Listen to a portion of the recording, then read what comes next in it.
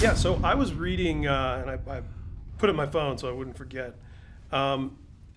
Peter, the guy who actually wrote Killing Hasselhoff, he wrote this whole first-person sort of essay about what it was like to, write a script in 2007 and see it made and go through all those stages and arrive here. Wow. And I wanted to tell you a couple of things that he said here. Well, first of all, he said, the film, of course, stars David Hasselhoff, who, in all sincerity, I can safely say, is the coolest motherfucker on the planet.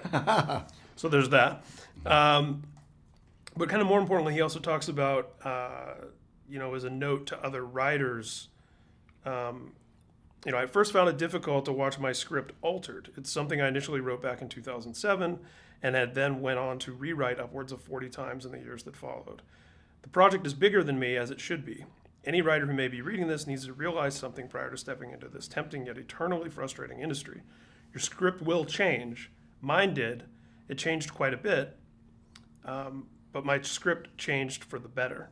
And then he goes on to write this whole thing about how, movie making is a collaborative process and how he learned to kind of let go of that control freak nature and see that everyone else involved made it better and that it worked. So I was curious from your, because you've been, a producer and you've been on so many different sides of this thing. Right. Curious for your thoughts on that whole part of the process. When I got the script Killing Hasselhoff, I realized that the backstory of it was not written for me. In the beginning, it was written for someone else, a friend of mine.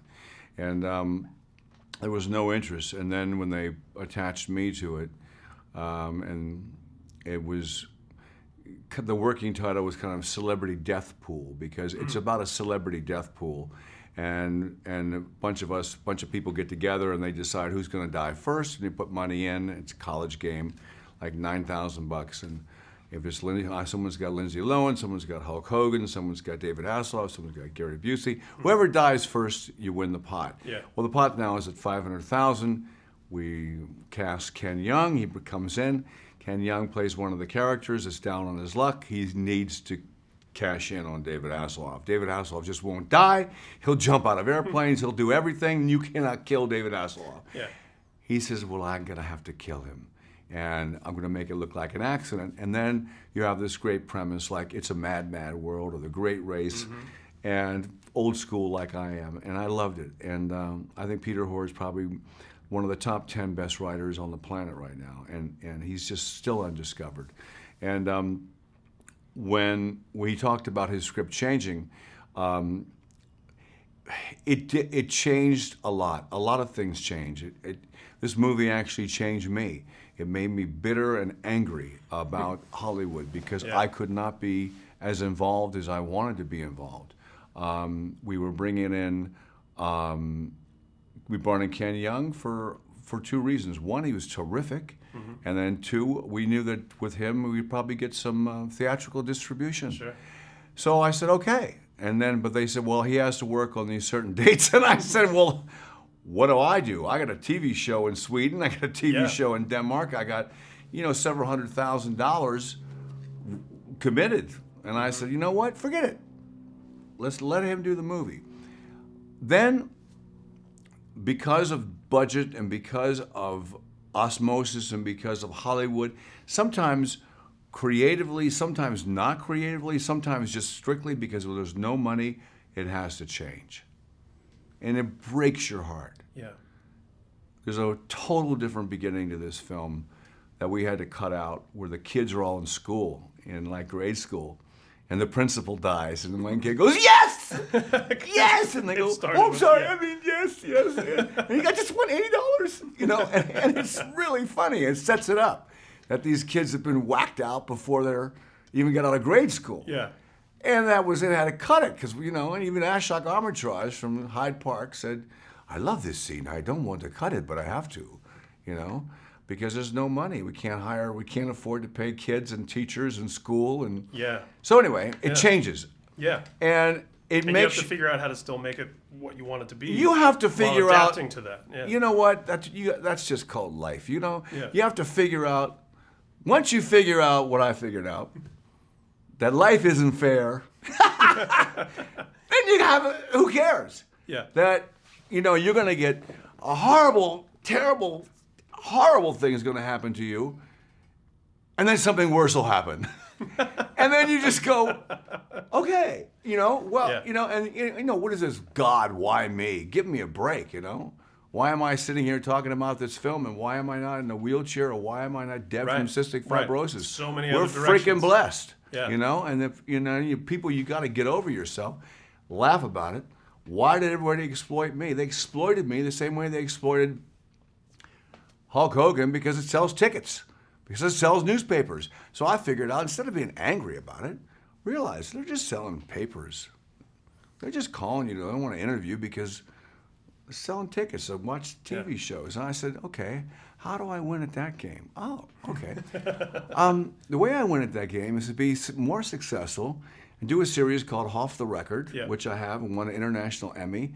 Address those issues that really upset me for a while and make fun of them. But then, as an actor and as David Hasselhoff in the Off the Record, tell how I really feel.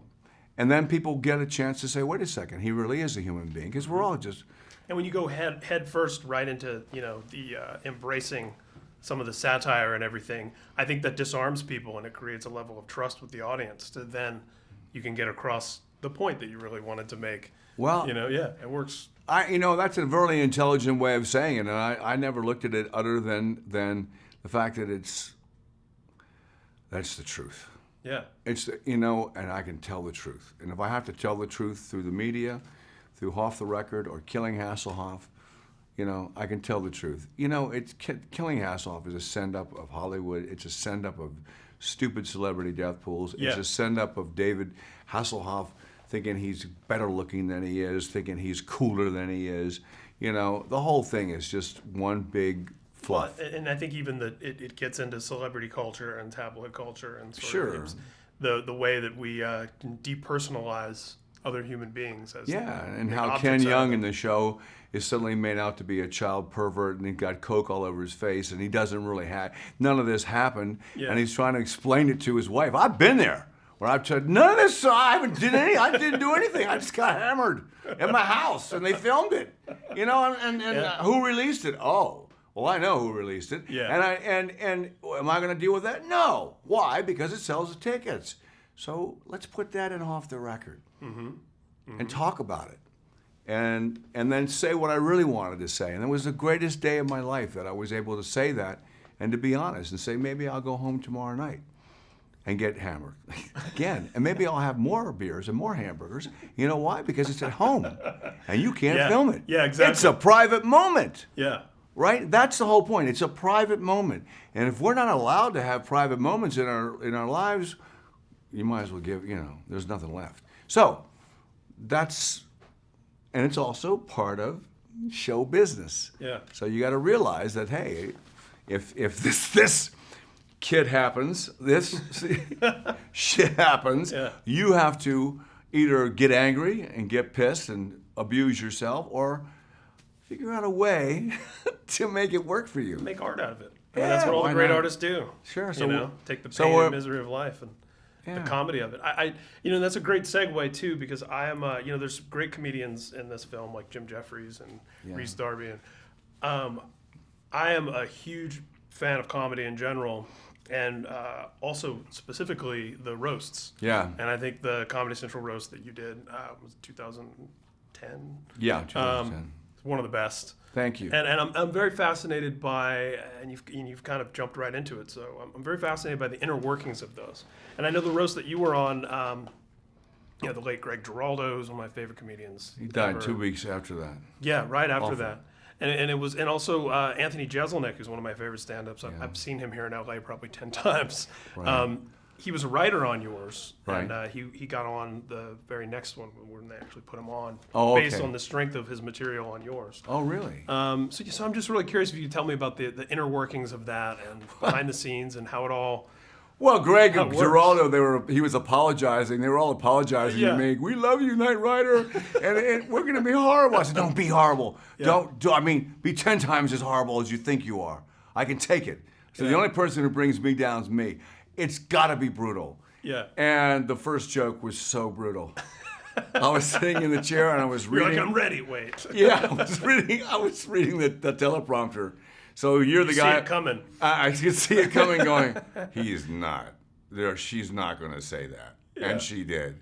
And I went, and the audience laughed, and I went, game on. Yeah. Let's here we go. And then and all I kept watching the thinking train of the come whole in. time.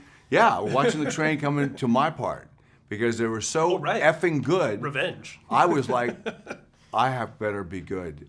I gotta be good. I Yeah. gotta be better than all these guys. I gotta have a comeback. And luckily for me, that night I was in the zone. So Yeah. And writing that sort of the climax where the roastee gets to get up and have their say. What was the process like putting those jokes together and figuring out what would work? And a lot of the roastees, you know some, you don't know some. The writers will present stuff to you, and I'll say, don't go there. You can't touch my kids, and the kids are Right. like, oh, Dad, we love this. They called us hookers. We love that. They really went after Hulk Hogan's daughter. Oh my God. yeah, everyone has their off limit. I guess with Charlie Sheen, nothing was off limits except the mom.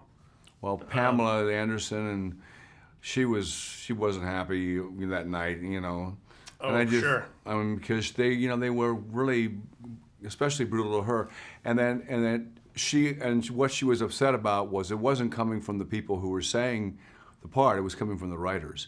So the writers, the people, the roasties, were actually reading what someone else wrote. Sure. And that is what upset her because she had a lot of respect for the girls or whoever was saying this joke about her. Right. So but then she's she like, would did say, they "Why?" write that joke even? Yeah, and then the other person who was doing that joke said, she's never going to talk to me again. And I said, she's going to kill you. And then Pamela starts to walk off, and I'm saying, come on, you and I are making more money than anybody on the show, so calm down. And you're helping me now, and I helped you. She goes, okay. Yeah.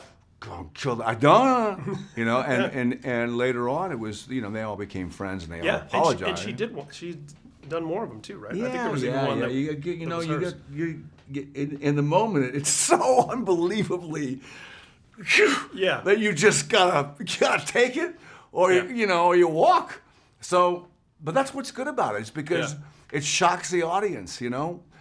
Oh my God, and It's disarming. Yeah, and so and I it's funny is talking about the things off limits and whatnot.